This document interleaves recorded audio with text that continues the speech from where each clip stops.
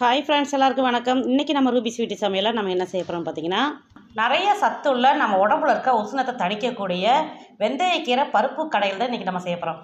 இந்த வெந்தயக்கீரை யாரெல்லாம் கண்டிப்பாக சேர்க்கணும்னு பார்த்தீங்கன்னா, சுகர் கம்ப்ளைண்ட் இருக்கவங்க, ஃபைல்ஸ் கம்ப்ளைண்ட் இருக்கவங்க இந்த வெந்தயக்கீரையை வாங்கி அடிக்கடி சமையல் பண்ணி சாப்பிட்றது உடம்புக்கு ரொம்ப நல்லது.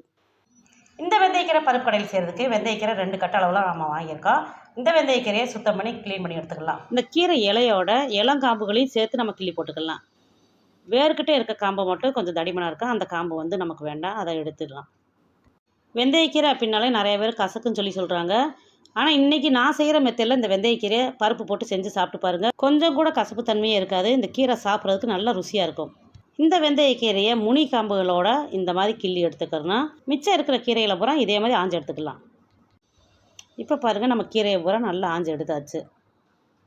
1-2 கீரையை வந்து அழுகல் இருந்துச்சு, அது மாதிரி பழுப்பு கீரை 1-2 இருந்துச்சு, அதை பூரா எடுத்து தூர போட்டுட்டு நல்ல கீரையெல்லாம் எடுத்து ஆஞ்சு வச்சாச்சு. இந்த கீரையில் 2-3 தடவை தண்ணி ஊற்றி அலசி எடுத்துட்டு இந்த பருப்பு கீரை கடையில் எப்படி செய்யுதுன்னு பார்க்கலாம். வெந்தயக்கீரை பருப்பு கடையில் செய்கிறதுக்கு 25 கிராம் துவரம்பருப்பு எடுத்து தண்ணியில் அரை மணி நேரம் ஊற வச்சுருக்கோம். ஊற வச்ச துவரம்பருப்பை கடாயில் போட்டு இந்த பருப்பு வேகிற அளவுக்கு தண்ணி ஊற்றிக்கலாம். இந்த வெந்தயக்கீரை கடையிலுக்கு துவரம்பருப்பு தான் போடணுமா அப்படின்னு கேட்டிங்கன்னா துவரம்பருப்பும் போட்டுக்கலாம், பாசிப்பருப்பு கூட போட்டுக்கலாம், அது நம்மளுடைய விருப்பம். பாசிப்பருப்பு போட்டு இந்த கீரை கடையில் செஞ்சோம்னா இந்த கீரை கடையில் சாப்பிட்றதுக்கு இன்னும் ரொம்ப ருசியாக இருக்கும். இந்த பருப்பு வேக வைக்கிறப்ப 5-6 பூண்டு பல் போட்டுக்கலாம். 1/4 டீஸ்பூன் அளவுக்கு சீரகம் போட்டுக்கலாம். ஒரு தக்காளி பழத்தை எடுத்து 2-3 கட் பண்ணி அதையும் சேர்த்துக்கலாம். ஒரு பச்சை மிளகாய் எடுத்து கட் பண்ணி அதையும் சேர்த்துக்கலாம். இந்த வெந்தயக்கீரை பருப்பு கடையிலுக்கு சின்ன வெங்காயம் போட்டு பருப்பு கடையில் செஞ்சோம்னா இந்த கீரை சாப்பிட்றதுக்கு ரொம்ப ருசியாக இருக்கும். அடுத்து சின்ன வெங்காயத்தை வச்சு சமையல் பண்ணி சாப்பிட்றது நம்ம உடம்புக்கு ரொம்ப நல்லது.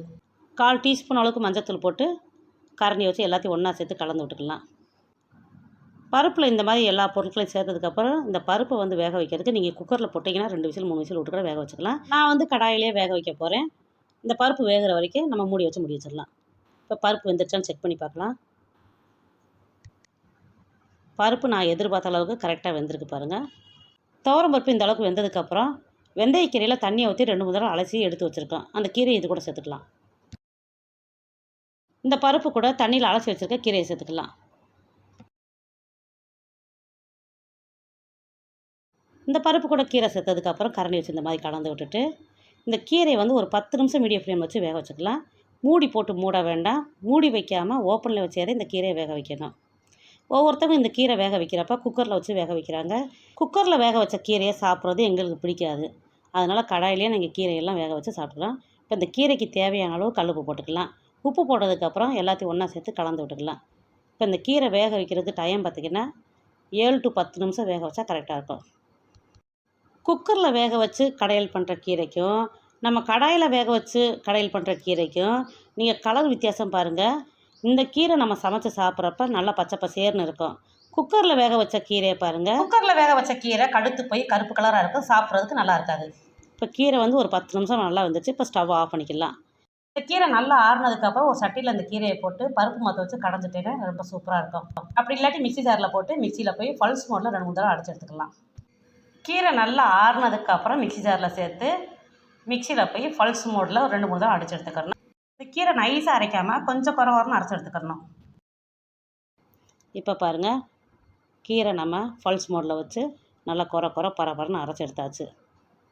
இந்த மாதிரி தான் அரைச்சி எடுத்துக்கிறணும். சத்து நிறைந்த பருப்பு வெந்தயக்கீரை கடைகளுக்கு ஒரு தாளிப்பை கொடுத்துடலாம். ஸ்டவ்வை ஆன் பண்ணி ஃப்ளேமை மீடியம் ஃப்ளேமில் வச்சு கடாயை அடுப்பில் வச்சுக்கலாம். கடாய் காஞ்சதுக்கப்புறம் இது தாளிக்கிறதுக்கு நல்லெண்ணெய் ஊற்றிக்கலாம். 2 ஸ்பூன் அப்படி இல்லாட்டி 3 ஸ்பூன் அளவுக்கு நல்லெண்ணெய் ஊற்றிக்கலாம். எண்ணெய் காய்ச்சது கடவுள் பருப்பு, சீரகம் இது நல்லா பொரிஞ்சதுக்கப்புறம் சின்ன வெங்காயம் கொஞ்சம் லேசாக இலையாடி வச்சுருக்கேன், அந்த வெங்காயத்தை போட்டு 2 நிமிஷம் 3 நிமிஷம் வதக்கலாம். பட்டை வத்தல் காரத்துக்கு அந்த மாதிரி கிள்ளி போட்டுக்கலாம். நான் வந்து 2 பட்டை வத்தலை கிள்ளி போட்டிருக்கேன். எண்ணெயில் போட்ட வெங்காயம் இந்த அளவுக்கு வதங்கினதுக்கப்புறம் இந்த தாளிப்பை தூக்கி நம்ம கீரையில் ஊற்றிக்கலாம். வெந்தயக்கீரை வாங்கி இதே மாதிரி சுத்தம் பண்ணி தண்ணியில் 2-3 தடவை அலசிட்டு நிழலே நல்லா காய வச்சிங்கன்னா அதுதான் கஸ்தூரி மேத்தி. இந்த கஸ்தூரி மேத்தி எதுக்கெல்லாம் சேர்க்கலான்னு பார்த்தீங்கன்னா, பன்னீர் கிரேவி, சிக்கன் கிரேவி, சப்பாத்திக்கு இது கூடலாம் சேர்த்து சமைச்சு சாப்பிட்டோம்னா நல்ல ஒரு வாசனையாகவும் இருக்கும், சாப்பிட்றதுக்கு ரொம்ப ருசியாக இருக்கும். இன்றைக்கி நம்ம சமையலில் வெந்தயக்கீரை பருப்பு கடையில் எப்படி செஞ்சா அப்படின்ற வீடியோ நீங்கள் பார்த்துருப்பீங்க. கீரை பாருங்கள், பார்க்கறதுக்கு பச்சை பசேர்னு ரொம்ப அழகாக இருக்குது. இதே கீரையை குக்கரில் வேக வச்சிங்கன்னா இந்த கலருக்கு வராது. கீரை வந்து கடுத்து போய் கருப்பு கலராக இருக்கும். நம்ம கடாயிலே வேக வச்சோம்னா இந்த மாதிரி பச்சை பசேர்னு இருக்கும். கண்டிப்பாக நீங்களும் நான் செஞ்ச மெத்தடில் இந்த கீரையை செஞ்சு சாப்பிட்டு பாருங்கள். இந்த கீரை சாப்பிட்றதுக்கு ரொம்ப ருசியாக இருக்கும்.